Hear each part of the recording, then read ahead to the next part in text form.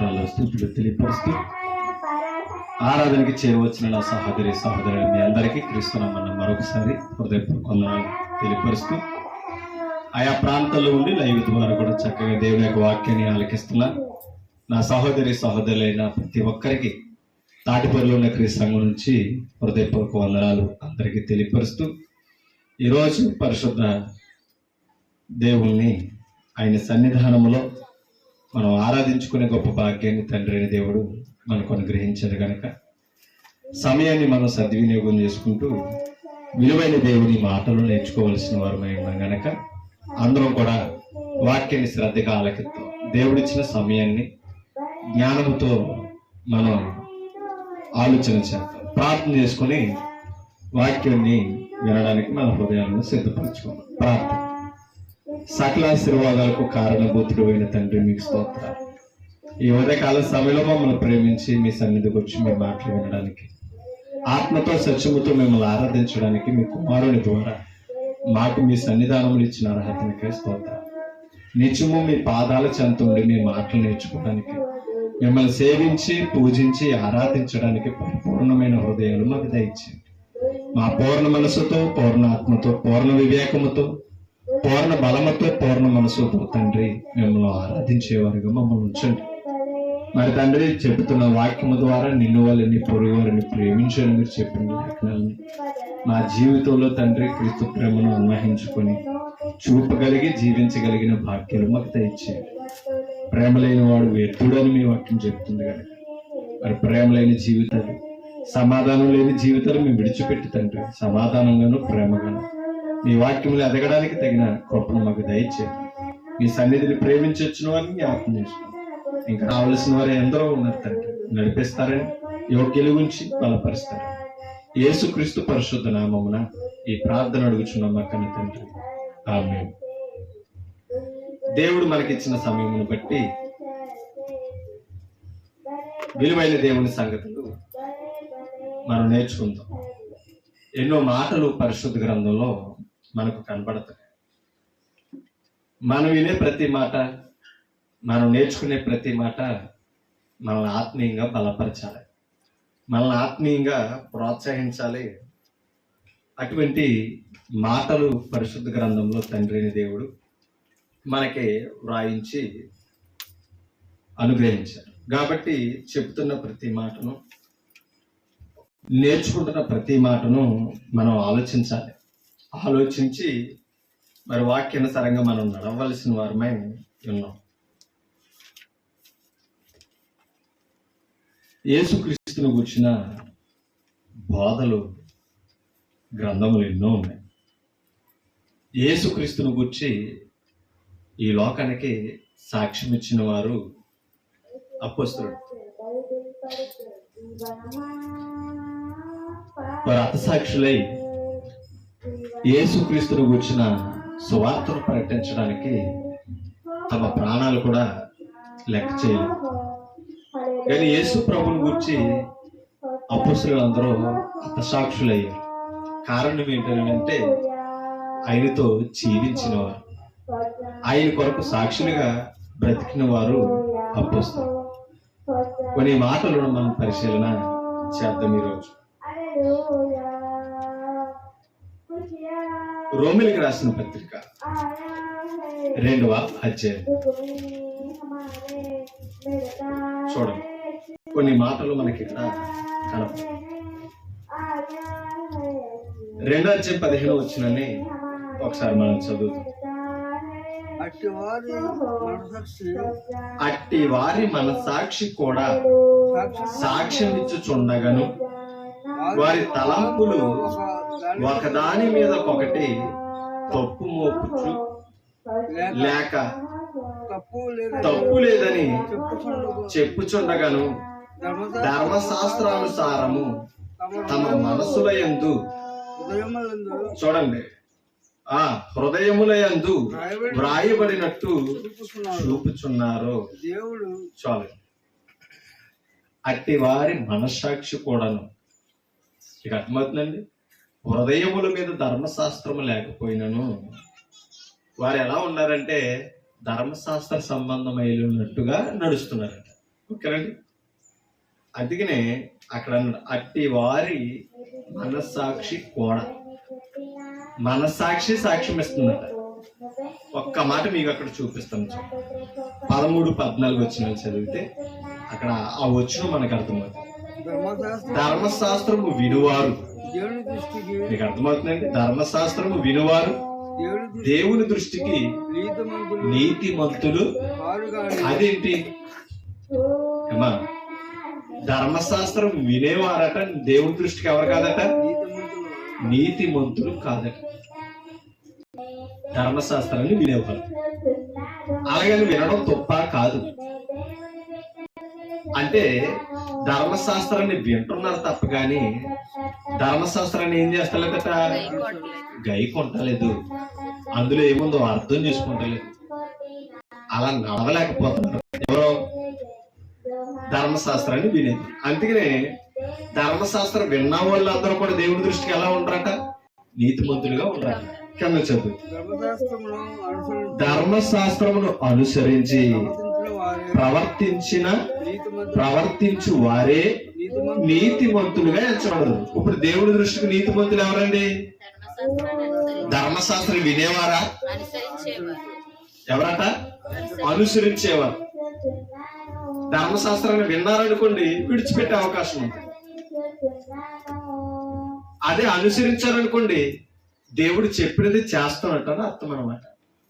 ఎప్పటికీ కూడా మరి ఎందుకంటే అలా తిరుగుతున్నాడు? సైలెంట్గా ఉన్నాడు, వాక్యం చెప్పనే ఉండే. మీకు అర్థమవుతుందా? ధర్మశాస్త్రాన్ని విన్నవారే నీతిమంతులు కాదు, కానీ విని ధర్మశాస్త్రం ఏం చెప్తుందో అలా ప్రవర్తించాలి, అలా చేయాలి. అలా ప్రవర్తించి చేసేవారు ఎవరు తెలుసా? ఆయన దృష్టికి నీతిమంతులు అవుతున్నారు. ఇవాళ క్రైస్తవ సమాజంలో మనం చూసినప్పటికీ కూడా ఎంతో భక్తి విశ్వాసం కలిగిన వారు చాలా మంది ఉన్నారు. వాక్యం అంటే ప్రయాసపడుతున్నవారు, వాక్యం అంటే పరితాపం కలిగి ఎంత దూరమైన వెళుతున్నవారు ఉన్నారు. కేవలం దేవుని మీద ఉన్న భక్తి, దేవుని మీద ఉన్న ఆ మాట వినాలన్న ఆశ. ఎంత దూరమైన వెళుతున్నారు, ఎంత ప్రయాస అయినా పడుతున్నారు. మాపులు పగలు మీటింగ్స్కి వెళ్ళి వాక్యం నేర్చుకునే వాళ్ళు ఉన్నారు. అయితే ఇక్కడ పౌలు సంఘానికి హెచ్చరించేది ఏంటంటే, ఇశ్రాయేలులతో మీరు చదవడం కాదు, మీరు వినడం కాదు, ఏం చేయాలి? ప్రవర్తించాలి. గైకొని అనుసరించారనుకోండి, దేవుని చిత్తమును మీరు నెరవేర్చిన వారు అవుతారు. అర్థమవుతుందా? ఇవాళ క్రైస్తవ జనం కూడా అంతే, మనమందరం కూడా అంతే. ఏం చేయాలి అమ్మా? ఏం చేయాలి? వాక్యాన్ని ఎక్కువగా వినాలి, అవునా కదా? వినాలి, చదవాలి, దాన్ని ఏం చేయాలట? గై కొనాలి. అలా చేసినప్పుడే మనం ఏం చేస్తాం? నీతిమంతులుగా దేవుని దగ్గర ఉండే అవకాశం. ప్రవర్తిస్తున్నామంటే వాక్యం చెప్పినది చేస్తున్నామని అర్థం. వింటున్నామనుకోండి అమ్మా, వింటున్నామనుకోండి, అది ప్రవర్తించడం కాదు, తెలుసుకోవడం, వినడం. మనం విని తెలుసుకున్న తర్వాత ఏం చేయాలట? చెప్పినట్టుగా నడవడమే గైకోనం. కింద చదువుతాం 14 వచ్చిన ధర్మశాస్త్రము లేని. ధర్మశాస్త్రం ఎవరికి కాదు ఇప్పుడు చెప్పండి? అన్యజనులకు కాదు. మరి ఎవరికే? మరి ధర్మశాస్త్రం ఎవరికే? ఇశ్రాయేలులైన తన ప్రజలకే. ధర్మశాస్త్రము లేని అన్యజనులు స్వాభావికముగా ధర్మశాస్త్ర సంబంధమైన క్రియలను చేసిన ఎడల. మీకు అర్థమవుతుందా? అన్యులకి ఏమి లేదు అమ్మా, ధర్మశాస్త్రం లేదు. స్వాభావికంగా అంటే అర్థం ఏంటి? వారి నడవడికలో ధర్మశాస్త్రమును కలిగిన వారిగా నడుస్తున్నారు. అర్థమవుతుందా? స్వాభావికముగా ధర్మశాస్త్ర సంబంధమైన క్రియలను చేసిన ఎడల. ఎవరో? ఇశ్రాయేలు, ఆ అన్యజనుడు చేసిన ఎడల వారు ధర్మశాస్త్రము లేని వారైనను. నీకు అర్థమవుతుందా? ఎవరికే ధర్మశాస్త్రం లేదు, స్వాభావికంగా ఎలా ప్రవర్తిస్తున్నారు? వారికే ధర్మశాస్త్రం ఇచ్చినట్టుగా, దేవుడే వారికి చెప్తున్నది చేస్తున్నట్టుగా వారు స్వాభావికంగా ప్రవర్తిస్తున్నారట. ఓకేనా? అర్థమవుతుంది కదా? ధర్మశాస్త్రము లేని లేని వారైనను తమకు తామే ధర్మశాస్త్రమైనట్టున్నారు. ఎవరో అమ్మా అది అన్యజనులేమో ధర్మశాస్త్రం దేవుడిచ్చినట్టుగాను తామే ధర్మశాస్త్రమైనట్టుగాను ప్రవర్తిస్తున్నారంట స్వాభావికంగా. కానీ నిజంగా వారికి ధర్మశాస్త్రం లేదు, దేవుని ఆజ్ఞ వారికి లేదు. ఓకేనా? దేవుని ఉద్దేశం. ఇప్పుడు చదువు తగ్గి అట్టి వారి మనసాక్షి కూడా ఏమిస్తుంది సాక్ష్యం? మనసాక్షి ఏమిస్తుంది సాక్ష్యం? మనసు ఏమనిస్తుంది సాక్ష్యం? వీరు ధర్మశాస్త్ర సంబంధులు కాదు. పైన అర్థమవుతుందా? దేవుని ప్రజలు కాదు, కాలేదు కాబట్టి వారు ఎలా లేరు? దేవుని దగ్గర నీతిమంతులుగా లేరు. ఆ మనస్సాక్షి సాక్ష్యం ఇస్తుందట. ఎవరిని గురించి? అన్యజనుల గురించి. ఓకేనా? ఇంతకీ ధర్మశాస్త్రం మనసు ఎవరి గురించి సాక్ష్యం ఇవ్వాలి? స్వాభావిక సిద్ధంగా ఎవరు అనుసరించాలి? ఇశ్రాయేలులు అనుసరించాలి. ధర్మశాస్త్రం ఎవరిదే? ఇశ్రాయేలులు. కానీ వారు ఎలా ఉన్నారట? ధర్మశాస్త్రం లేని వారిగా ఉంది, ధర్మశాస్త్రం ఉన్నట్టుగా ఫీల్ అవుతున్నారు, ప్రవర్తిస్తారు. ధర్మశాస్త్రం ఉన్నవారేమో వింటున్నారు తప్పని ప్రవర్తిస్తారు. అర్థమైంది? ఇప్పుడు మనం కూడా అంతే. కొన్నిసార్లు ఏమా లోకంలో చాలా మంది వాక్య విలువ తెలియకపోయినా చాలా జ్ఞానంగా నడుచుకుంటారు. మీకు అర్థమవుతుందా? దేవుణ్ణి ఎరిగిన వారిగా మంచి క్రియలు చేస్తూ బ్రతుకుతారు. కొన్నిసార్లు మనం విశ్వాసం కలిగి వాక్యం వింటున్నా సరే మనం మంచి క్రియలు చేయడంలో విఫలమవుతాం. దేవుణ్ణి ఎరగిన వారిగా ఆలోచన చేస్తూ ప్రవర్తిస్తాం. అర్థమైంది ఇప్పుడు మనకి? ఏమా అంటే మనం వాక్యం చెప్తున్నా వింటున్నా తప్పని ఏం చేస్తలేదు, పాటిస్తలేదు. కాబట్టి స్వాభావిక సిద్ధంగా మనం ఎలా లేవంటే అన్యజనులా ఉన్నాం. కాబట్టి మనం ఎప్పుడు నేర్చుకోవాలి? అన్యజనులుగా కాదు, దేవుని ప్రజలుగా మనం బ్రతకాలనేది నేర్చుకోవాలి. అలా బ్రతకనప్పుడు ఏం చేస్తుందంటే మనం ఇచ్చుండగాను వారి తలంపులు ఒకదాని మీద ఒకటే తప్పు మోపుతున్నాయి. మనసే కాదట, తలంపులు కూడా ఏం మోపుతున్నాయట? తప్పు మోపుతున్నాయి. ఎవరి తలంపులు? అన్యజనుల తలంపులు. అంటే అర్థం ఏంటి అమ్మా? అర్థమవుతుందా? తలంపులు ఏంటి? ఆలోచన, అలా ఊహించుకోవడం. ఓకేనా? ఆ తలంపుల్లో ఏమి లేదట, నీతి లేదు. ఏముందట? తప్పు మోపుతుందట. ఎందుకు తెలుసా? వారి దేవుని ప్రజలుగా పూర్తిగా మార్చబడలేదు. కానీ ఏం చేస్తున్నారు? ధర్మశాస్త్రం ఎరిగిన వారంటిగా ఆలోచన చేస్తారు. కాబట్టి మనం ఎప్పుడు నేర్చుకోవాలి, మన మనస మన వాచ కర్మను కూడా దేవుని మీద అనుసరించవలసిన వారమే మనం ఉన్నాం. అది ఆలోచించాలి. మనసు పెట్టకపోతే, మనసిచ్చి మనం నడవకపోతే దేవుని విషయంలో మనం ఏమవుతుంటే విఫలమైపోతాం, ఫెయిల్యూర్ అవుతాం. అది జాగ్రత్తగా మనం పాటించాలి, గమనించవలసిన వారమే. ఒక మాట మీకు చూపిస్తాం చూడండి. మొదటి తిమోతి పత్రిక 3వ అధ్యాయం.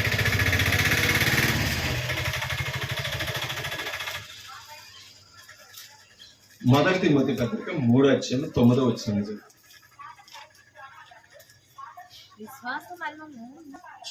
3వ అధ్యాయం 9వ వచనం. విశ్వాస మర్మమును పవిత్రమైన మనస్సాక్షితో కయ్యుకుని వారై. ఎవరో అమ్మా? పరిచారకులు. ఓకేనా? పరిచారకులు ప్రభు సేవ చేసేవారు ఎలా ఉండాలట? విశ్వాసం అనేది ఎలాంటిదట? మర్మయుక్తమైనది. ఆ విశ్వాస మర్మములను పవిత్రమైన మనస్సాక్షితో. మనస్సాక్షి ఎప్పుడు పవిత్రమవుతుంది అమ్మా? మనస్సాక్షి ఎప్పుడు పవిత్రమవుతుంది? ఒక మాట హెబ్రీ పత్రికలో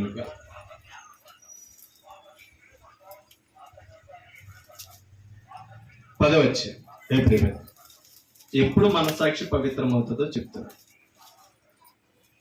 తీసారా? 10వ అధ్యాయము 22వ వచనం.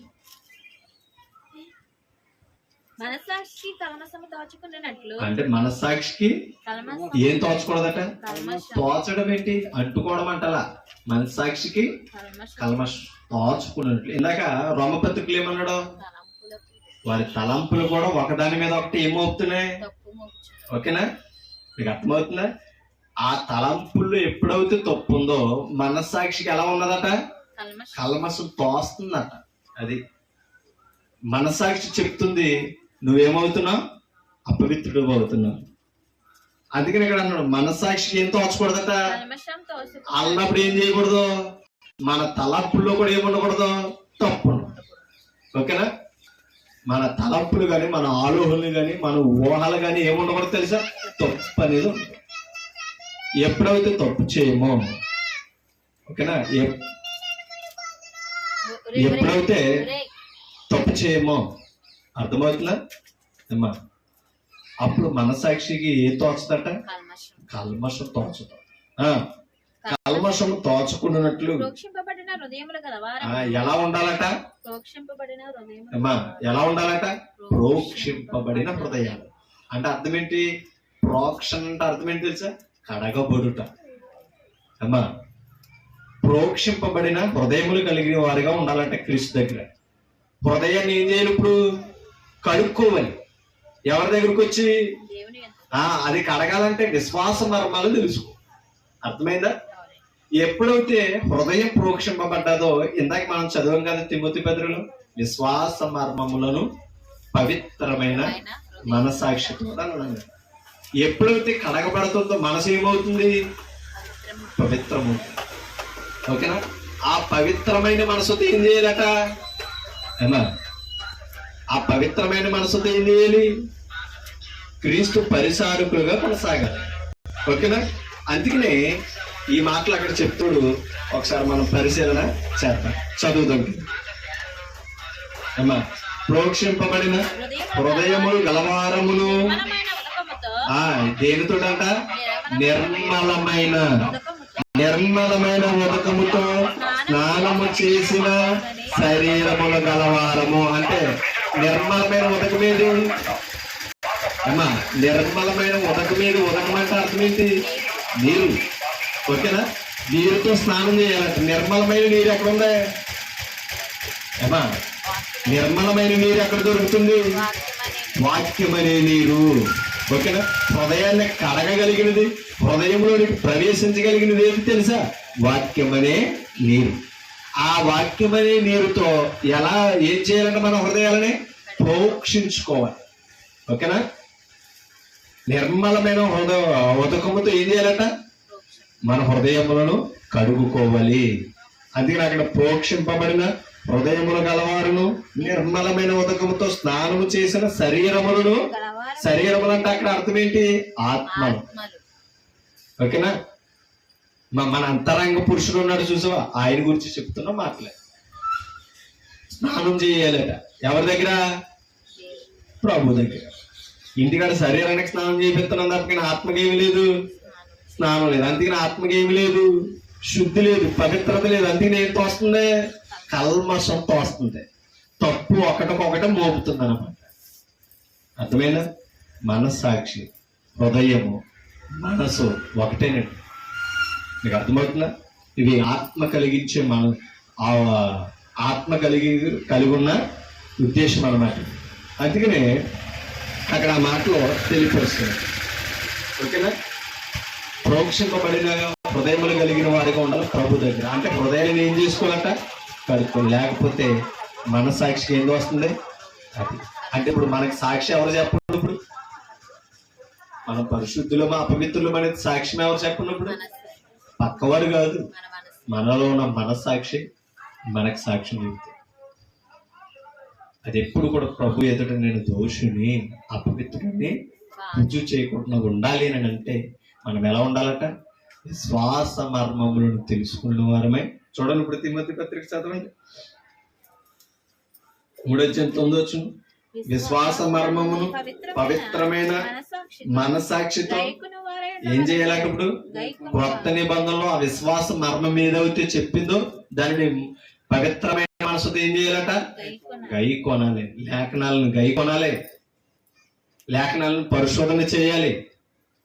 అప్పుడు విశ్వాస మర్మాలు మనకు అర్థమవుతాయి. ఓకేనా? అంతేకాదట, పవిత్రమైన మనస్సాక్షి మనలోనికి ఏర్పడుతుంది. పవిత్రమైన మనస్సాక్షి మనలోనికి ఏర్పడుతుంది. ఆ పవిత్రమైన మనస్సాక్షితో ప్రభు దగ్గర మనం జీవించాలని కోరుతాం. మీకు అర్థమవుతుందా? కాబట్టి మనం ఆ విషయాలు తెలుసుకోవాలి. తిమోతితో పౌలు చెప్తున్నాడు. ఓకేనా? అసలు దేవుని సన్నిధిలో పరిచారం చేసేవారు, దేవుని పని చేయాలనుకున్న వారు ఎలా ఉండాలో ఆ విషయాలని చెప్పుకుంటూ వస్తారు. విశ్వాస మర్మాలని గైకొనాలి. ఒక్కసారి కొలసీ పత్రికలో వెళ్తారు. కొలసీ పత్రిక ఆ విశ్వాస మర్మం ఏంటో చెప్తున్నాడు. 1వ అధ్యాయం కొలసీ పత్రిక.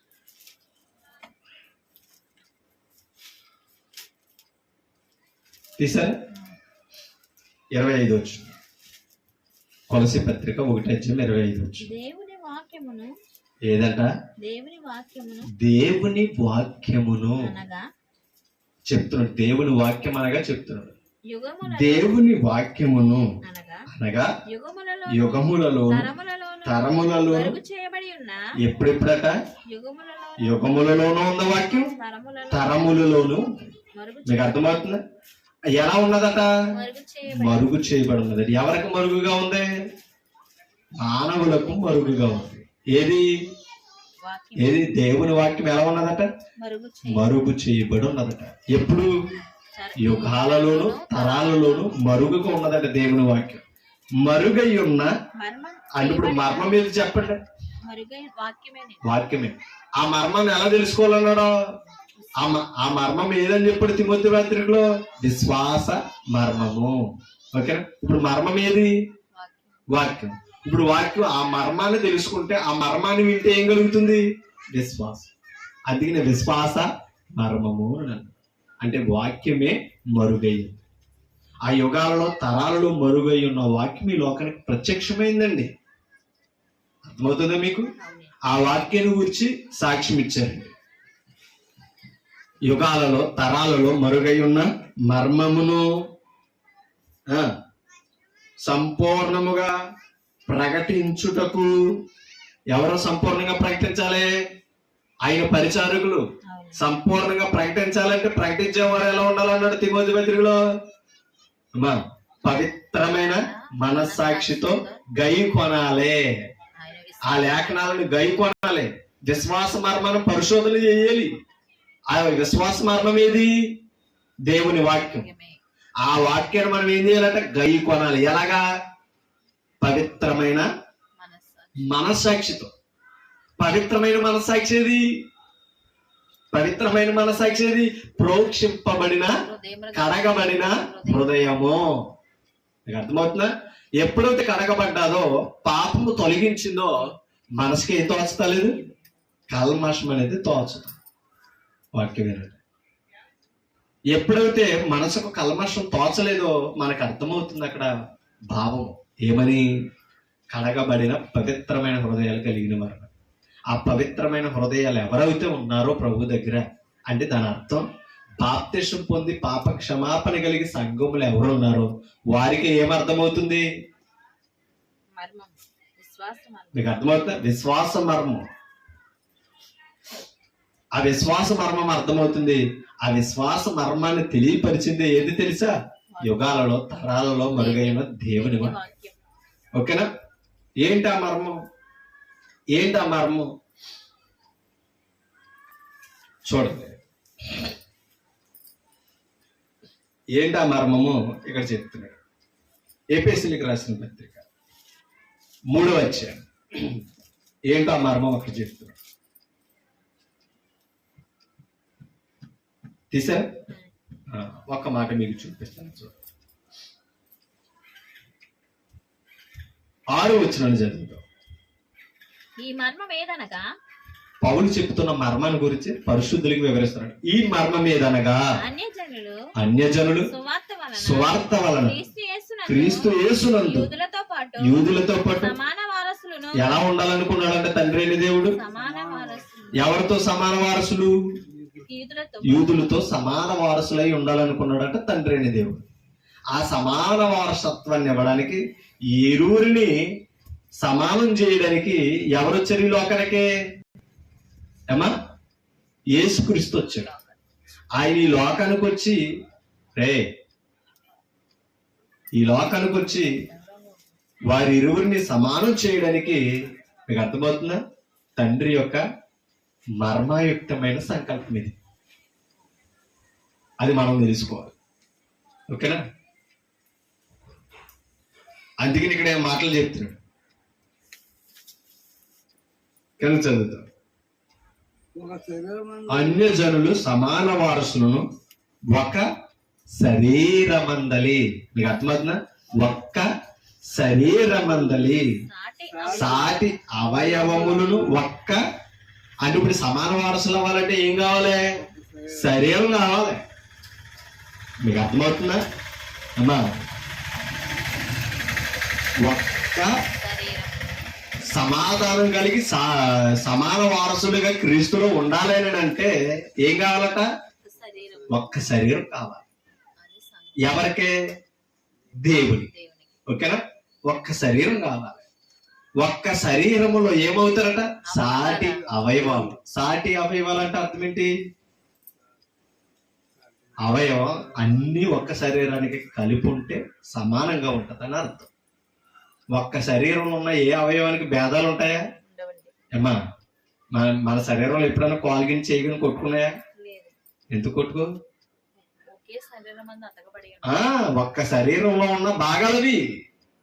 ఈ చెయ్యి పక్కన కొడతారు తప్ప కానీ ఇది కొట్టుకోదు. అవునంట కదండి? ఈ చెయ్యి మనం చేస్తున్న భోజనం లోనకి తీసుకొస్తున్నప్పుడు మూతు ముడుచుకోదు. అవునా కదా? నువ్వెవరు నా పర్మిషన్ లేకుండా లోనకి తెస్తున్నావు అని అంటదా?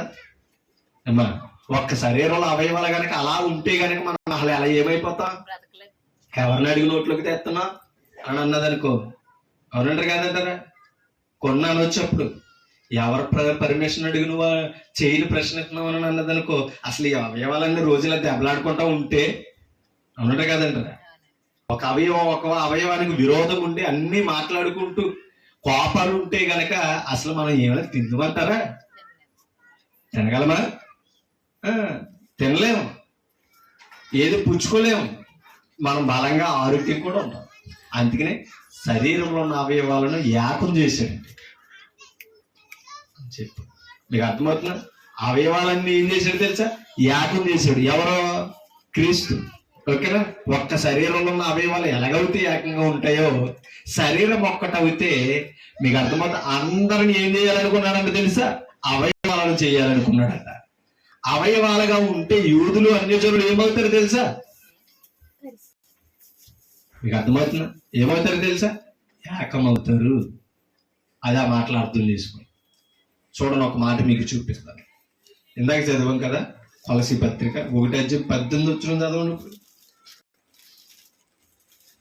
కొలసీ పత్రిక 1:18 చదవండి. సంఘము అను శరీరమునకు సంఘం ఏది ఇప్పుడు చెప్పండి అమ్మా? చాలా డిస్పెంచుకుంటున్నారు మీరు. ముందు కూర్చోండి. సంఘమును శరీరమును. ఓకేనా? అంటే ఇప్పుడు సంఘం ఏమైంది అంటే ఇప్పుడు దేవుని శరీరం ఏది? సంఘం. ఆ సంఘములో అవయవాలను ఏం చేయాలనుకున్నాడట? ఒకదానికొకటే సాటి చేయాలనుకున్నాడు. అర్థమైందా? అందుకు ఇప్పుడు క్రీస్తుకి ఏమి ఇచ్చాడు తెలుసా? శరీరాన్ని ఇచ్చాడు. అమ్మా, క్రీస్తుకి ఏమి ఇచ్చాడు తెలుసా? శరీరాన్ని ఇచ్చాడు. ఆ శరీరము సంఘం అని పిలువబడుతుంది క్రొత్త నిబంధనలో. ఓకేనా? అందుకని సంఘము అను శరీరమునకు అది. ఎందుకంటే శరీరంలో ఎన్ని ఉంటాయి? ఒక్కటే ఉంటది. ఒక్క శరీరానికి ఎన్ని శిరస్సులు ఉండాలి? అది మర్మం. ఇది పరిశుద్ధులు తెలుసుకోవాలి. ఇది అర్థం కావాలని అంటే విశ్వాస మర్మాన్ని తెలుసుకోవాలంటే ఎలా ఉండాలట? పవిత్రమైన మనసుతో లేఖనాలని కైకొనాలి. ప్రోక్షింపబడిన హృదయములు కలివారిగా ఉండాలి. లేకపోతే ఈ మర్మాలు అర్థమయ్యే అవకాశం ఉండదు. ఓకేనా? బాప్తిసం పొందకపోతే, దేవుని ఆత్మను కలిగి ఉండకపోతే అర్థం కాదండి ఎవరికి నీ విషయాలు. అందుకనే మర్మాలు మర్మంగానే ఉండిపోయినాయి. ఎప్పటి నుంచి? యుగాలలో తరాలలో ఉన్న మర్మాన్ని, మరుగై ఉన్న మర్మాన్ని యేసు ప్రభు వచ్చి బయలుపరిచాడు. ఆ మర్మాన్ని అపోస్తలులు ప్రకటించారు. కానీ చాలా మంది సంఘములకు వస్తున్నారు, వాక్యం వింటున్నారు తప్ప గయ్యి కొంటలేదు. అదే కదా, పవిత్రత హృదయంలో ఉండలేదు కనుక దేవుని వాక్యం అర్థం కావడం లేదు. అందుకని ఏ సంఘమైనా ఒకటే, ఏ బోధ అయినా ఒకటే అనుకుంటున్నారు. అలా అనుకుంటే మరి అబద్ధ బోధకులు ఉన్నారన్న మాట ఎవరి గురించి చెప్పాడు ఏమా? ఎవరైనా బోధకులు అయితే, అన్ని బోధలు ఒకటైతే, అన్ని సంఘాలు ఒకటైతే, అబద్ధ బోధకులు ఉన్నారు జాగ్రత్త అనేవి ఎందుకు మాట్లాడాలి పరిశుద్ధాత్ముడు? ప్రభు ఎందుకు హెచ్చరించాలి అంటే బోధన కలిపి చెప్పేవారు ఉన్నారనే కదా అర్థం అమ్మా. సత్యమును అసత్యంగా మార్చేవారు ఉంటారనే కదా అర్థం. అది గమనించాలి. ఏదైనా ఒకటి కాదు, ఒక్క శరీరమే, ఒక్క శరీరే. ఆ ఒక్కటే తెలుసుకోవాలి. అదే పరిశుద్ధత. మీకు అర్థమవుతుందండి? అదే తెలుసుకోవాలి. ఇప్పుడు అంటే ఏపీఎస్సీ పత్రిక ఇప్పుడు అంటే 3వ అధ్యాయం 3వ వచనం. ఎట్లనగా క్రీస్తు మర్మము దేవ దర్శనము వలన నాకు తెలియపరచబడినదను సంగతిని గూర్చు మునుపు సంక్షేపముగా ఎవరికి రాస్తున్నాడో? పరిశుద్ధులకు రాస్తున్నాడు. ఏం కలిగిందంట దేవదర్శనం? క్రీస్తు మర్మము. క్రీస్తు మర్మాన్ని ఎలా తెలుసుకున్నాడంటే పౌలు? దేవదర్శనం వలన. అంటే దేవదర్శనం అంటే అర్థం ఏంటి? ప్రభు ప్రత్యక్షమయ్యాడు. ఎవరికి? పౌలుకి. ఎక్కడ? కాదండి, దమస్కు మార్గంలో ఎదురుపడ్డాడు. ఎవరికి? యేసు ప్రభుకి. దమస్కు మార్గంలో ఎందుకు ఎదురుపడ్డాడు ప్రభువు? అమ్మా, యూదులను చంపాలని అధికారుల దగ్గర ఏం తీసుకున్నాడు? పత్రికలు తీసుకున్నాడు, తాకీదులు తీసుకున్నాడు. ఓకేనా? ఏం చేయాలని? ధర్మశాస్త్రంగా వ్యతిరేకంగా నిలబడుతున్న వారిని, విశ్వసిస్తున్న వారిని చంపేయడానికి ఆలోచన కలిగింది. ఓకేనా? ఆ సమయంలో ఎవరు ప్రత్యక్షమయ్యారు పౌలుకి? యేసు ప్రభు దేవదర్శనం వల్ల ప్రత్యక్షమయ్యి ఆ హింసిస్తున్న ఆ సంఘ పరిశుద్ధులందరి గురించి ఆ యుక్తమైన మర్మాన్ని తెలియపరిచాడు. అంటే యేసు ప్రభు ఎవరికే? పౌలు. ఆ తెలుసుకున్న మర్మమే ఆ దేవదర్శనం వల్ల ప్రభు నాకు తెలియపరచడని అక్కడ పరిశుద్ధులతో వివరిస్తున్నాడు. సంక్షేపముగా రాశాడట దాన్ని. ఓకేనా? వ్రాచితిని 4వ వచనం. మీరు దానిని, అది దేనిని కాదండి, పౌలుకు కలిగింది కదా మర్మం. తెలియజేయబడ్డదా లేదా పౌలుకి? దేవదర్శనంలో ఏం తెలుసుకున్నాడు? క్రీస్తు మర్మాన్ని తెలుసుకున్నాడు. ఎవరు? ఆ మర్మాన్ని ఏం చేశాడంటే ఇప్పుడు రాస్తున్నాడట. అర్థమవుతుందా? ఈ మర్మం చూడండి 4వ వచనం. మీరు దానిని, అది రాశాడు కాబట్టి ఏం చేయాలి ఇప్పుడు? చదవాలి. ఎవరు చదవాలి? ఆ మర్మాన్ని తెలుసుకోవాలనుకున్న వాళ్ళు చదవాలి. ఆ మర్మం కోసం పిలవబడిన క్రీస్తునందు ఉన్నవారు చదవాలి. అది మీరు దానిని చదివిన ఎడల దానిని బట్టి చూడండి, దానిని బట్టి ఆ క్రీస్తు మర్మమును గురించి నాకు కలిగిన జ్ఞానమును గ్రహించుకొనగలరు. ఎవరు గ్రహించుకుంటారు? నాకు కలిగిన దర్శనం క్రీస్తు మర్మాన్ని రాశాను కదా, దాన్ని ఎవరైతే చదువుతారో వారు ఏం చేస్తారట? గ్రహించుకొని నాకు కలిగిన జ్ఞానాన్ని గ్రహించుకుంటారు. అర్థమైందండి మీకు? అంటే ఇప్పుడు క్రీస్తు ఎవరికి అర్థమయ్యాడు?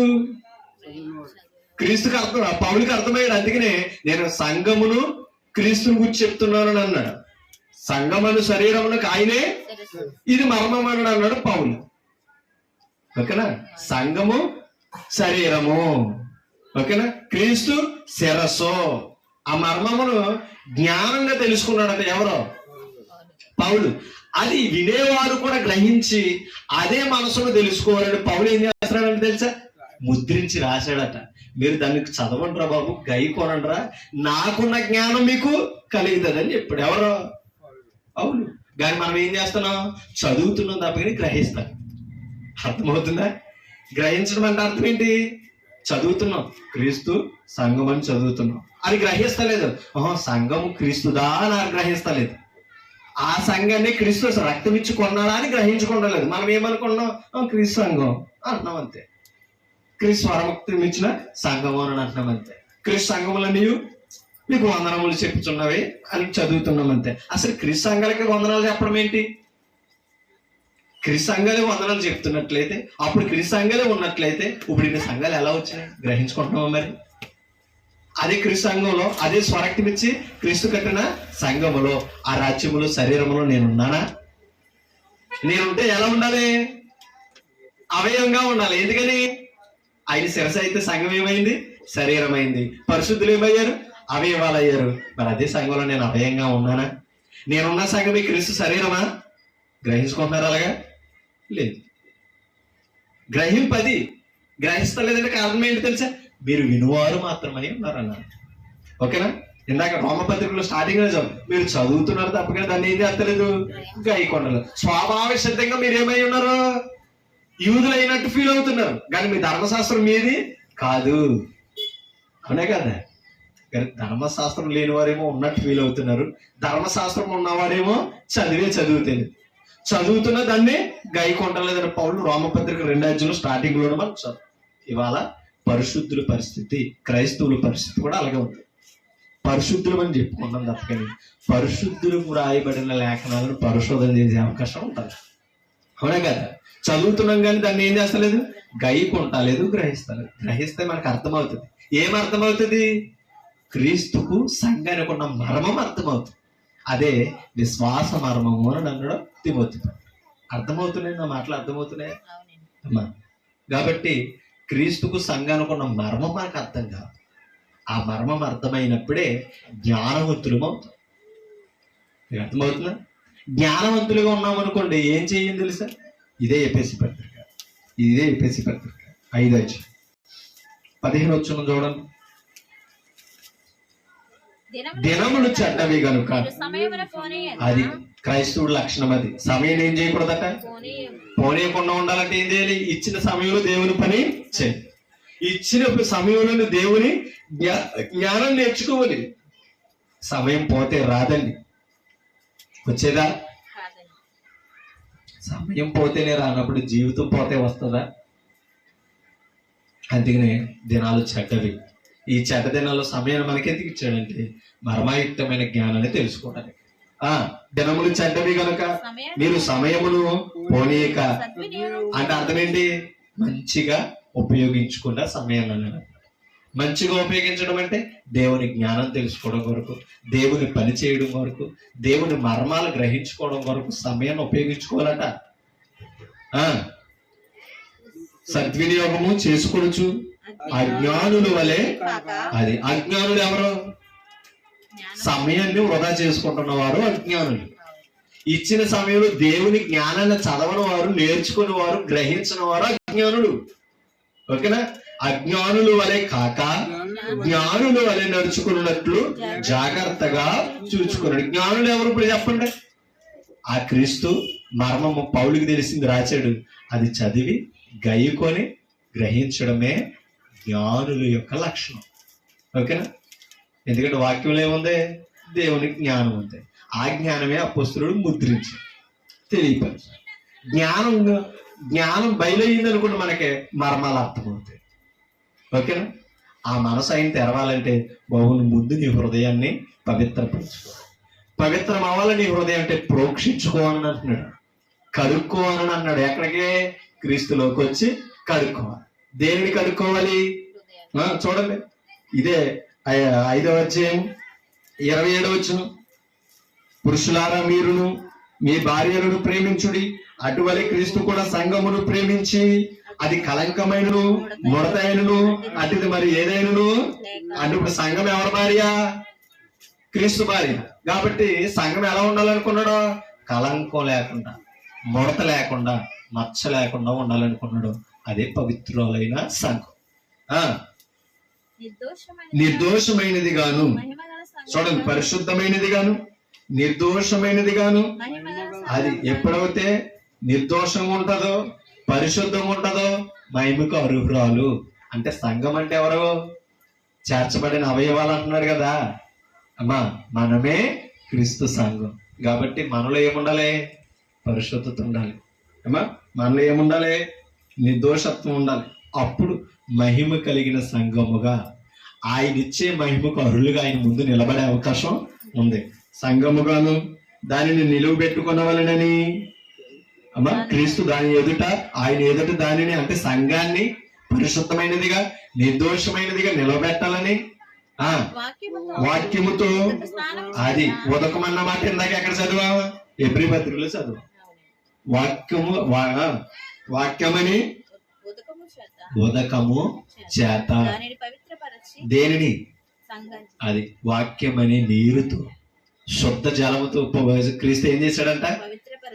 పవిత్రపరిచి పరిశుద్ధపరచుటకై అది క్రీస్తు రక్తముతో సంఘాన్ని కడిగాడు. ఓకేనా? క్రీస్తు రక్తముతో సంఘాన్ని కడిగాడు. అదే బాప్తిసం. ఓకేనా? బాప్తిసంలో కడిగితే ఆయన ఏమన్నాడు? వాక్యం అనే ఉదక స్నానం అంటే అర్థమేంటి తెలుసా? వాక్యమును నీరుతో పోల్చాడు. ఎప్పటికప్పుడు వాక్యం వింటుంటే మన హృదయం ఏమవుతుంది? కడగబడుతుంది. ఏం కడగబడుతుంది? కల్మషము, పాపము, మనసాక్షికి తోస్తున్న చెడు ఏమవుతుంది? కడగబడదు. అలా కడగబడితే సంఘం అయిన ఎదుట ఎలా ఉంటదంట? కలంకము లేకుండా, ముడత లేకుండా, పవిత్రమైనదిగా, నిర్దోషమైనదిగా, మహిమ గల సంఘంగా ఆయన ముందు నిలబడే అర్హత దేనికి ఉంది? సంఘానికి ఉంది. అర్థమవుతుందా? అలా పరిశుద్ధంగా ఉన్నవారే జ్ఞానులండి. అలా కడగబడడానికి మనసాక్షిని మనం అంతరంగానే కడిగే ఆ వాక్యాన్ని నిర్లక్ష్యంగా చేయకుండా సమయాన్ని ఉపయోగపరుచుకున్న వాడే జ్ఞానవంతుడు. ఈ జ్ఞానవంతులు ఎవరు అంటే ఆ పత్రికను చదివి జ్ఞానాన్ని సంపాదించుకుంటున్న వారి జ్ఞానం. ఓకేనా? అర్థమవుతుందా? ఇప్పుడు రండి 3 వచ్చి ఇదే పత్రిక 3 వచ్చి 4 వచ్చి మీరు దానిని చదివిన ఎడల దానిని బట్టి ఆ క్రీస్తు మర్మమును గూర్చి మాకు కలిగిన జ్ఞానమును గ్రహించుకుందురు గలరు. ఈ మర్మమిప్పుడు ఆత్మ మూలముగా దేవుని పరిశుద్ధులకు, అపోస్తలులకును, ప్రవక్తలకును బయలుపరచబడి ఉన్నట్టుగా. అర్థమైందా? ఎలా బయలుపరచబడ్డదంట? ప్రవక్తలకి దేవుని ఆత్మ ద్వారా, అంటే పరిశుద్ధాత్మ ద్వారా బయలుపరచబడి. అపోస్తలులకి ఎలా బయలుపరచబడ్డదే? పరిశుద్ధాత్మ ద్వారానే. అందుకనే క్రీస్తు వెళ్ళిపోయిన తర్వాత మీ దగ్గరికి ఎవరు వస్తారు? ఆదరణకర్త, సత్య స్వరూపయోగు పరిశుద్ధాత్ముడు వస్తాడు. నేను ఏ సంగతులు మీకు ప్రకటించానో అవన్నీ గైకోవడానికి ఆయన తెలియపరుస్తాడండి. ఆత్మ వచ్చింది ఎప్పుడు? పెంతుకొస్తుంది నాన్న మేడగదిలో వాళ్ళు కూర్చున్నప్పుడు. అమ్మా, దేవుని ఆత్మ దిగిందా లేదా? ఆత్మ రాగానే ఏం గ్రహించుకున్నారు? వీళ్ళు మర్మమై ఉన్న క్రీస్తు జ్ఞానాన్ని గ్రహించుకున్నారు. ఆత్మ ద్వారా బయలుపరచబడు. అందుకనే ఇప్పుడు మనల్ని ఎందుకు బాప్తిసం పొందమన్నాడు, మనల్ని ఎందుకు కడుక్కోమన్నాడు అంటే ఇప్పుడు మనకు కూడా ఎవరు అవసరం? దేవుని ఆత్మ, పరిశుద్ధాత్మ అవసరం. ఆ పరిశుద్ధాత్మకు నిలయంగానే మన దేహం ఉంది. అందుకనే కడగబడాలి, ప్రోక్షింపబడాలి అని చెప్పి. ఆ కడగబడిన వారు దేవుని ఆత్మ ఉందంటే దేవుడు ఉన్నాడని అర్థం. అర్థమైందా? ఆలోచించాలి. అందుకని అక్కడ మాట్లాడతాడు. దేవుని ఆత్మ మూలముగా పరిశుద్ధులకు, అపొస్తలులకు, ప్రవక్తలకు బయలుపరచబడి ఉన్నట్టుగా పూర్వకాలమందు మనుషులకు ఏది? ఈ మర్మం పూర్వం ఉన్న మనుషులకు తెలియపరచాడు. అందుకనే దేవుని వాక్యము యుగములలో, తరాలలో ఏమై ఉన్నదన్నాడో కొలసీ పత్రికలో మరుగు చేయబడింది. ఆ మరుగు చేయబడిన మర్మం నేను గ్రహించుకున్నాను కాబట్టి ప్రకటిస్తున్నానని పౌలు చెప్పి. ఈయన ఎలా గ్రహించుకున్నాడంటే క్రీస్తు బయలుపరచడం ద్వారా. ఇప్పుడు మనకి ఎలా బయలుపరుస్తాడు? పౌలుకు బయలుపరిచినట్టుగా దేవదర్శనాలు మనకు రావు. అర్థమైందా? కళలో మనకి తెలియపరచడం. దీన్ని చదివితే గ్రహించుకుంటాం. అవునా? ఇది చదివిన వారికి నాకు కలిగిన జ్ఞానము గ్రహించుకుంటారని అన్నాడా లేదా? అని ఇప్పుడు క్రీస్తు మర్మం మనకు అర్థం అవ్వాలంటే క్రీస్తు మనకు ప్రత్యక్షమే చెప్పకూడదు. ఎలా చెప్పాలి? చదవడం ద్వారా గ్రహించుకుంటున్నాం. అదేంటి? అది ఎలా కుదురుతుంది? ఒకసారి చూడండి. యోహాను పత్రిక 1:1 వచ్చు. 1 యోహాను పత్రిక 1:1. 1 యోహాను పత్రిక 1:1 చదవండి. జీవవాక్యమును కూర్చున్నది. దేని కూర్చున్నదంట? జీవవాక్యమును కూర్చున్నది. ఆది నుండి ఏది ఉండెనో ఆది నుంచి ఉన్న వాక్యం అంట జీవవాక్యము. ఆది నుంచి ఏది ఉండి ఏది ఉండినో మేమేది వింటేమో అపొస్తలుడు మేమేం విన్నామో కన్నులారా ఏది చూసితమో ఏది నిదానించి అంత పరిశోధన చేశారండి అపొస్తలుడు. గైకును చూడండి కనుగొంటుమో ఏది నిదానించి కనుగొంటుమో మా చేతులు దేనిని తాకి చూచినో మీకు అంటే ఎవరికే? ఇప్పుడు ఈ పత్రిక చదువుతున్న మనక తెలియజేస్తున్నాడట. అర్థమైందండి మీకు? ఇది అర్థం అవ్వాలంటే ఏం చేయాలంటే ముందు మనం అమ్మా వినాలి. తెలియపరుస్తున్నాడు. మాకు వచ్చిన జ్ఞానం మీకు తెలియపరుస్తామని చెప్తాడు. కాబట్టి జీవవాక్యము కూర్చున్నది ఆది నుండి ఉన్నదట. ఓకేనా? ఆది నుండి ఉన్నదే మీరు తెలుసుకోగలరు అని చెప్తున్నాడు అమ్మా. కాబట్టి ఆది నుంచి ఉన్నా కూడా ఆ మనుషులకు అర్థం కాలేదంటే మర్మంగానే ఉంది. ఆ మర్మం ఇప్పుడు క్రీస్తు ఈ లోకానికి రావడాన్ని బట్టి బయలుపరిచాడు. అపోస్తలులకు బయలుపరిచాడు కనుక వారు ప్రకటించి రాశారు. ఏమ్మా ఇప్పుడు మనకి ఎలా అర్థమవుతుంది? చదవడం ద్వారా మర్మం అర్థమవుతుంది. అవునా కాదు? అంతే తప్పకని మనం కనిపెట్టుకోవడం కాదు. రాశారు కదా ఆ క్రీస్తు మర్మాన్ని రాశారు. దాన్ని చదివి మనం ఏం చేయాలట?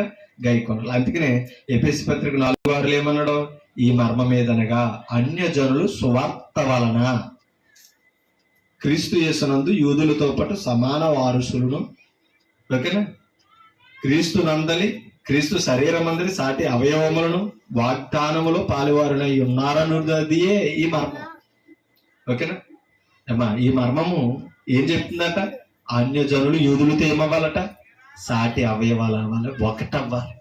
అంటే ఇప్పుడు క్రీస్తు శరీరం అందరిని ఏం చేసింది? యాకం చేసింది, ఒక్కడిగా చేసింది. అప్పుడు దాకా ధర్మశాస్త్రం భేదాలు పెట్టింది. మీరు యూదులు ఇక్కడే ఉండాలి, ఓకేనా, మీరు అన్యులు ఇక్కడ దాకానే ఉండాలి. దేవుని గురించి మాట్లాడడానికి, ధర్మశాస్త్రం పట్టుకోవడానికి, దేవాలయానికి రావడానికి మీకు అధికారం. మరి ఇప్పుడు దేవుని ముందు ఎలా కూర్చున్న అన్యజనులైన మనం, ఆ శరీరం మనల్ని ఏం చేసింది తెలుసా? సమాధానపరిచి సాటి శరీరంలో అవయవాలుగా ఒక్కటి చేసి. అంటే క్రీస్తు మనల్ని ఏం చేశాడు? సమాధానపరిచాడు. ఇది మర్మం. భేదాలు ఉన్న వారికి ఇప్పుడు ఏం చేశాడు? భేదాలను తొలగించాడు ఆయన శిలువ రక్తం చేత. యాకోబు భయభ్రుడు చేశాడు. అంటే ఎవరిని అమ్మా? ఓకేనా? చూడండి 2:15 ఈ లోకమునైనను 2:15 అండి.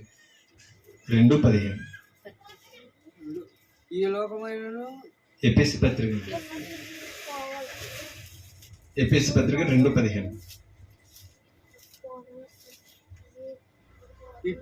ఇట్లు సంధి చేసి ఈ ఇద్దరిని తన యందు ఒక నూతన పురుషునిగా సృష్టించి. ఎవరిద్దరిని అమ్మా? ఎవరిద్దరిని కాదండి, యూదులను అన్యులు. మీకు అర్థమైందా? యూదులను అన్యులను ఏం చేశాడంట అమ్మా? చెప్పాడు కదా, ఇద్దరిని సంధి చేసి సమాధానపరిచి తన యందు అంటే అర్థం ఏంటి? శరీరమందు ఒక నూతన పురుషునిగా సృష్టించాడు. ఓకేనా? అంటే క్రైస్తవుడు నూతన పురుషుడు సృష్టించి తన శిలువ రక్తం చేత ఆ ద్వేషమును సంహరించి, ఏ ద్వేషమును? అన్యజనులు యూదులనే ద్వేషమును సంహరించి దాని ద్వారా వీరిద్దరిని ఏక శరీరముగా ఏక శరీరం ఏది ఇప్పుడు? అది సంఘంలో ఏం చేశాడు ఇప్పుడు తెలుసా? ఏక శరీరముగా చేసి దేవునితో సమాధాన పరచబడవలనని ఇలాగూ చేశాను గనక ఆయనయే మనకు సమాధానకారకుడు అయి ఉన్నాడు. క్రీస్తే సమాధానకారకుడు. ఓకేనా? మనం ఇప్పుడు సంఘంలోనికి వచ్చిన వారిని క్రీస్తు ఏం చేస్తున్నాడు అని తెలుసా? సమాధాన పరుస్తున్నాడు. ఎవరితో? పరిశుద్ధులతో. అపరిశుద్ధత కడుక్కొని వచ్చిన వారికి కూడా, ఓకేనా, సమాధానం ఇస్తాడు. అంటే మనం అందరం ఒక్కటి, ఒక బిడ్డలము అన్నట్టుగా సమానత్వాన్ని ఇస్తాడు. ఇది ఏ మర్మం తెలుసా? క్రీస్తునందున్న మర్మం. ఈ మర్మము పరిశుద్ధులకే గ్రహిస్తున్నారు. ఏంటి మర్మము? ఇవ్వచ్చు చదువుకుని మనం ముగించుకుని 5 అధ్యాయం ఎఫెసీ పత్రిక 5 అధ్యాయం 33 వచ్చింది చదవండి. 32 వచ్చింది. 5:32 ఈ మర్మము గొప్పది. ఈ మర్మము గొప్పది. అయితే నేను క్రీస్తును గూర్చి సంఘమును గూర్చి, అది దేవుని మర్మం ఏది తెలుసా? క్రీస్తు సంఘం. అమ్మా, దేవుని మర్మం ఏది? ఆయన సంఘం. క్రీస్తు సంఘం. దాన్నే గ్రహించుకున్నాడు పౌలు, దాన్నే పత్రిక రాశాడు పౌలు. కానీ ఇది చదువుల వారు గ్రహించుకోలేకపోతున్నారు. చదువుల వారి జ్ఞానాన్ని పరిశోధన చేయలేకపోతున్నారు. చదవాలి, గ్రహించాలి, పరిశోధన చేయాలి. అప్పుడు మనకు అర్థమవుతుంది. ఎవరి జ్ఞానం? దేవుని. దేవుని జ్ఞానం. దేవుని జ్ఞానం ఎలా ఉంది? మరుగుగా ఉంది. ఓకేనా? కాబట్టి యుగాలలో తరాలలో మరుగై ఉన్న వాక్యం యేసుక్రీస్తు ఈ లోకానికి వచ్చాడు. అందుకనే జీవవాక్యం అన్నది ఆది నుండి ఏది ఉందో అది మేము విన్నాం, కనులారా చూసాం, తాకాం, నిదానించాం, దాన్ని మీకు తెలియపరుస్తాం. దేవుని జ్ఞానం వారు గ్రహించుకున్నారు. వారు రాసిన పత్రికలు మనం చదివితే మనం గ్రహించుకుంటాం, మనకు అర్థమవుతుంది. మర్మం అర్థమైంది అనుకున్న మనం దేవుని ప్రణాళికలో ముందు కొనసాగుతాం. ఓకేనా? దేవుని చిత్తాన్ని నెరవేర్చిన వారు అవుతాం. అలాంటి వారే నూతన పురుషుడు, నూతన సృష్టి. ఓకేనా? కాబట్టి క్రీస్తులో ఉన్న మనం ఎప్పటికీ కూడా క్రీస్తు మర్మాన్ని మనం అర్థం చేసుకోవాలంటే క్రీస్తుకు సాక్ష్యం అవ్వాలి. అలా అపోస్తలులు క్రీస్తుని గురించి సాక్ష్యం చెప్పారు. మన సాక్షి మనకు సాక్ష్యం చెప్తుంటే, ఓకేనా, మన సాక్షి మనకు సాక్ష్యం చెప్తుంటే ఆ వాక్యము ద్వారా పరిశుద్ధపరచబడిన వారిని క్రీస్తుని గురించి సాక్ష్యం చెప్పాలి. మన మనసాక్షిని ప్రోక్షించింది ఎవరు? మన మనసాక్షిని కడిగింది ఎవరు? క్రీస్తు. ఆ క్రీస్తుకు మనమేం అవ్వాలి? ఇప్పుడు సాక్ష్యం అవ్వాలి. మన మనసాక్షి మనకి పరిశుద్ధతను గురించి సాక్ష్యం ఇవ్వాలి. నువ్వు పాపి కాదు, నీలో పాపం లేదని మన మనసాక్షి మనకు సాక్ష్యం ఇవ్వాలి. నేను పరిశుద్ధులని చెప్తే ఈ మనసాక్షి సాక్ష్యం చెప్తే నువ్వు పరిశుద్ధుడు అయింది క్రీస్తు ద్వారా. మరి ఆయన గురించి ఇంకొకరికి ప్రకటించాలి, మన పక్క వారికి తెలియపరచాలి. వారిలో కూడా ఏముంది? కల్మషం. వారి మనసాక్షి కూడా ఏదో వస్తుంది? కల్మషంతో వస్తుంది. పరిశుద్ధులు వారు అవ్వాలంటే, విశ్వాస మర్మాన్ని తెలుసుకోవాలంటే కంపల్సరీ పరిశుద్ధంగా లేఖనాలని పరిశోధన చేయాలి, గైకొనాలి. అలా మనం ఎల్లప్పుడూ ఉన్నట్లయితే క్రీస్తు అర్థమవుతుంది. క్రీస్తు సంఘంలో మనం ఉంటాం, ముందు కొనసాగుతాం, దేవుని చిత్తాన్ని సర్వలోకానికి తెలియపరుస్తాం. కాబట్టి మనకు అప్పగించిన పని ఏంటంటే పరిశుద్ధంగా సంఘంలో ఉండాలి. ఆయన శరీరమై ఉన్న సంఘంలో అవయవాలుగా ఉండాలి, భేదాలు లేకుండా ఉండాలి. అవునా కదా? మన మిత్రులకు మాదిరిగా ఉండాలి. అనేకులని సంఘంలో ఏం చేయాలి తెలుసా? సమాధాన పరచాలి అండి, ఈ మర్మాన్ని తెలియపరచాలి. కాబట్టి అందుకు మనం ఎంత ప్రయాసపడుతున్నామో ఒకసారి ఆలోచన చేయాలి. కాబట్టి క్రీస్తు మర్మం మనకు అర్థమైంది, ఆ మర్మమే బయలుపరిచారు, మనం కూడా తెలియపరచారు. ఆ మర్మం ఏదంట? అయితే నేను క్రీస్తుని గురించి సంఘమును గురించి చెప్తున్నాను. అంటే ఇప్పుడు దైవ మర్మం ఏది తెలుసా? క్రీస్తు సంఘం. ఆ సంఘంలో ఇప్పుడు ఉన్నామా లేదా? మనం ఏమా క్రీస్తు సంఘంలో ఉన్నామా లేదా? రసంగా బెనరు క్రీస్తు సంఘము అంటే మరుగై ఉన్న మర్మాన్ని తెలుసుకుని అందులో ప్రవేశించామని తేడతామా. అంటే ఇప్పుడు క్రీస్తు సంఘంలో ఉన్నామంటే మనకి ఏమని అర్థమైంది? అమ్మా, క్రీస్తు సంఘంలో ఉన్నామంటే మనకి ఏమర్థమైంది? మర్మము. యుగాలలో తరాలలో మరుగై ఉన్న మర్మం అర్థం. క్రీస్తు సంఘంలో ఏమంటే మర్మం అర్థం కాలేదు, అంటే వాక్యమే అర్థం కాలేదు, మరుగుగా ఉన్నాం. మరి ఇక దేవుడి చిత్తం ఎప్పుడు తెలుసుకుంటాం? కాబట్టి సమయాన్ని సద్వినియోగం చేసుకోవాలి, సమయం వృధా చేయకూడదు. అజ్ఞానులుగా నడవకూడదు. ఎలా నడవాలి?